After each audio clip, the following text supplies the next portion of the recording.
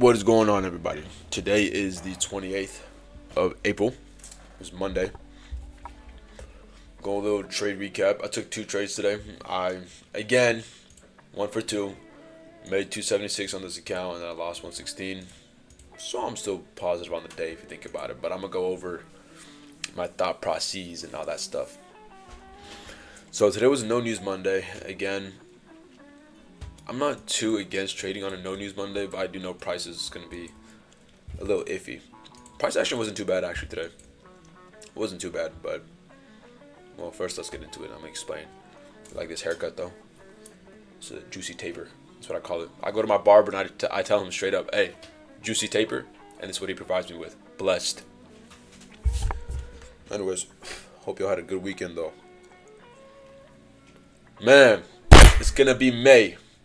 It's gonna be May soon. You know what that means? May. It's gonna be a good month, just like March was. May is gonna be a good month. 100% it's gonna be a good month for trading. 100%. If not, that means it's a terrible month. I'm not even gonna take a single trade. No, I'm playing. Let's get into this. So what do we have when market opened up? We had 9:30 candle over here. There was like extreme volatility when market opened up. Again, it's a no news Monday. People are fiending. The market is fiending to open. Yeah.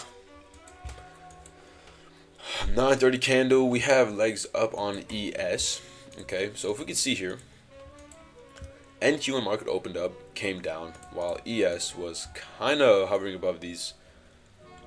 You know, it wanted to go up. We could see that it wanted to go up. And what really caught my eye is that NQ came and took out these 5-minute draws of liquidity over here. Boom, boom. Yeah, but guess what?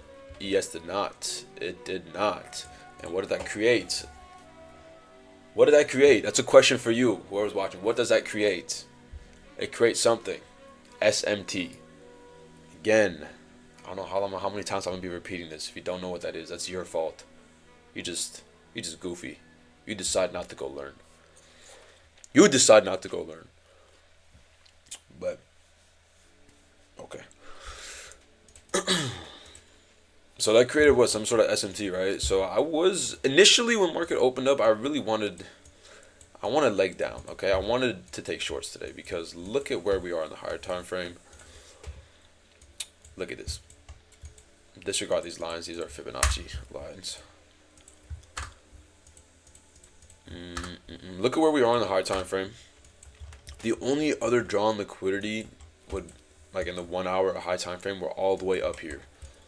And I did not think market was going to just rocket all the way up here. We were bound for some sort of retracement or whatever because we were been pretty overextended a little bit, and I really want to see these fair value gaps get filled at least a little bit. These 1 hour fair value gaps, this 1 hour fair value gap, in the 4 hour. This is a nice draw liquidity too. Do I think we're going to come down here? I don't think so. I don't think so. We're going to come down here, being honest, unless if there's news. If there's some sort of like bad news or whatever, then yeah, that would be pretty nice to fill that and then bounce back up. But without news, I don't think so. Because market's been pretty bullish recently. So initially my bias for the day was to go short, right? So that's why when I saw that there was this bullish SMT, I was like, okay, this is interesting. We have confirmation to take longs. But what time is this? When it formed, it was 9:40. If you know me, I like to trade between 6:50 for me, 9:50 to 10:15. Okay, that's the macro. That's the best times to find trades apparently. And at 7 or 10 a.m., that's what very important too to see where market wants to go. It's a very important candle, the 10 a.m. candle. And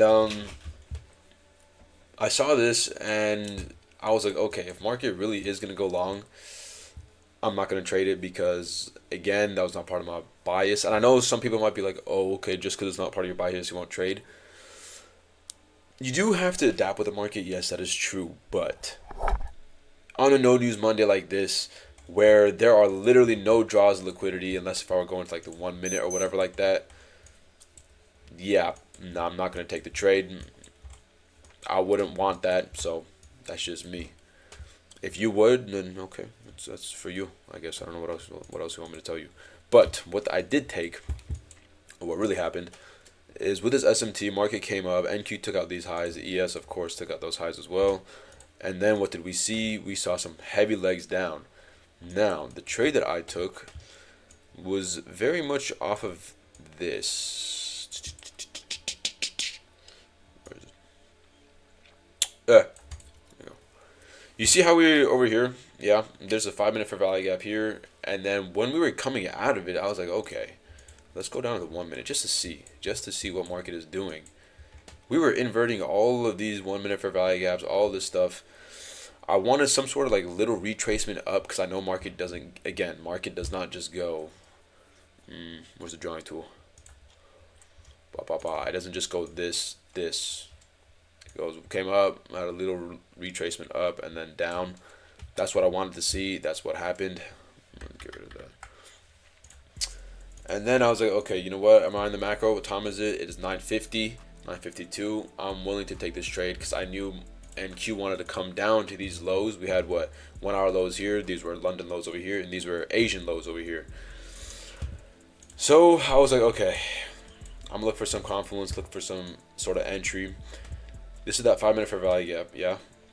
We closed beneath it, and then we also had these 1 minute fair value gaps, inverse that. As soon as I waited for this candle to close, I entered in. I bought 3 NQ contracts. No. Yes. That's what it was. 3 NQ contracts. My stops were above these highs over here.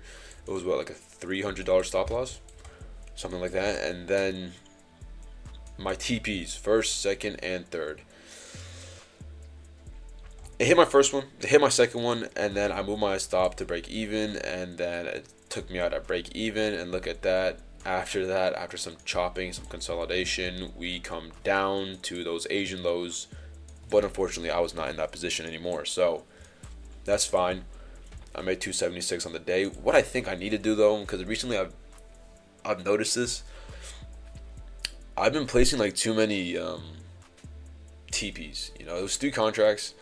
3 TPs is kind of crazy. I think I should have just had 1 here and then closed full position over here. A, I would have made more money, and B, it is more likely, more probable. So I think I might work on that. Not, let's say if I trade 5 contracts, doesn't mean I have to have 5 TPs, you know. I could have 2 TPs or even 3. It doesn't mean I have to have, the amount of TPs do not need to be set or determined by the amount of contracts that I bought. You know what I'm saying? So that's what I need to work on. Now, that was the first trade. Okay, that was good. The second trade, I'm going to be completely honest with you. Again, this is a reflection for myself and for you to learn as well. Not to make the same mistakes as me. Or for future me to see the mistakes that I made. And how much you've grown. Because that's what's important. How much you grow. How much you change. You understand what I'm saying? Now, this trade, I'm being so honest with you, was completely out of like emotion, okay? It was out of greed because I traded on the Combine account, right? The first one, and I was made profit. I didn't trade on that Express account on that one because I wasn't too sure about the trade. You know, I wasn't too sure about it. It wasn't an A+ setup or whatever. Since I made money on this one, on this account, I wanted to make money on my Express account, and I kind of forced the trade. So this is what it was. After we had these legs up, we created what? A 5 minute SMT. Again, big time SMT with ES and NQ. If we were to look here, ES from these legs came up over here and just took out these draws in liquidity. Did not go to that 1 hour, the London or the Asian lows, while NQ did. Came all the way from here to the London lows. So I was like, okay, this is bound to go long now, right? That's what SMD does, has to go long. So I was just waiting for that 5 minute SMT. It formed, and then I was waiting for a retracement candle or something, like just some sort of confluence to, you know, we're going up, some retracement candle down and then back up, and that's what happened. We had a retracement, 2 of them right here, but the price was so just garbage, right? This was the legs down, and then after that we were just chopping. This was just straight up chicken scratch. And then this was a 1 minute fair value gap. I waited for a full closure out of it. And I think I bought in late too. Like this was just a goofy trade. Okay, this was just goofy. It was just uneducated. It was not sticking to my plan. It was forced. That's what it was. It was forced. It was out of greed. It was out of the need to make money on my Express account. And look what happened. I lost. But you know, it's part of the game. I won't do that next time. So that's fine. We had chicken scratch, and as soon as we kind of we're moving out of it, I was like, okay, we want to go up now because these are pretty swift movements. I bought in. I think it was only two contracts, two MES too. So it was I de-risked, even though I knew like I wanted to make money. I still had that risk management factor of okay, I'm not gonna go crazy or whatever.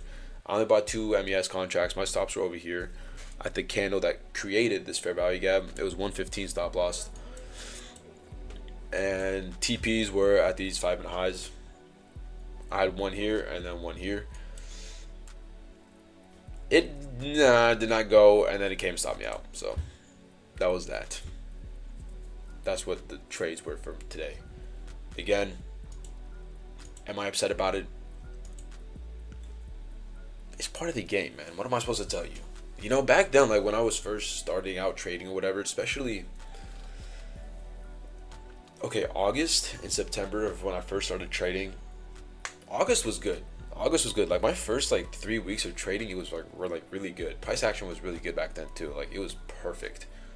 But September, October, November, December, especially those 3 months, October, November, December, man, I would say yeah, I did get better like as far as my skills and market experience, yeah.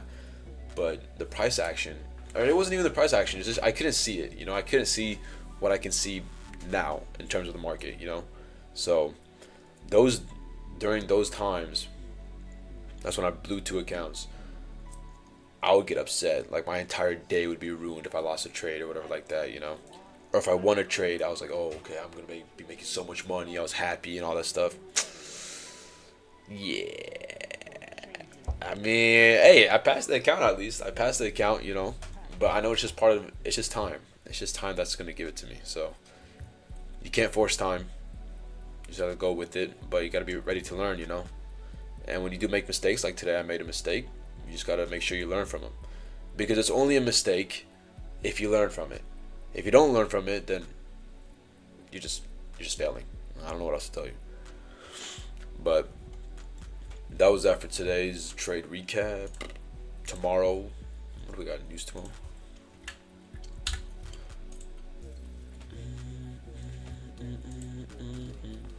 Jolts. Oh, okay. So we're for sure waiting till 7. Red folder and consumer confidence. Okay. What's Thursday, Wednesday? Again, waiting till 7. We got some heavy news. IS again waiting till 7. What about Friday? NFP, non-farm employment. Oh, that's 5:30. We'll have to see about that one. It's a little iffy. ISM. FOMC next Wednesday. I'm trading. You want to notice too, no news Fridays have been terrible. I think every single time I've traded on no news Friday, I lost. But that's fine. So yeah, that is that for today. Hopefully you guys had a profitable day. If not, again, don't be a child. Control the emotion aspect of this. I mean, this is what it is.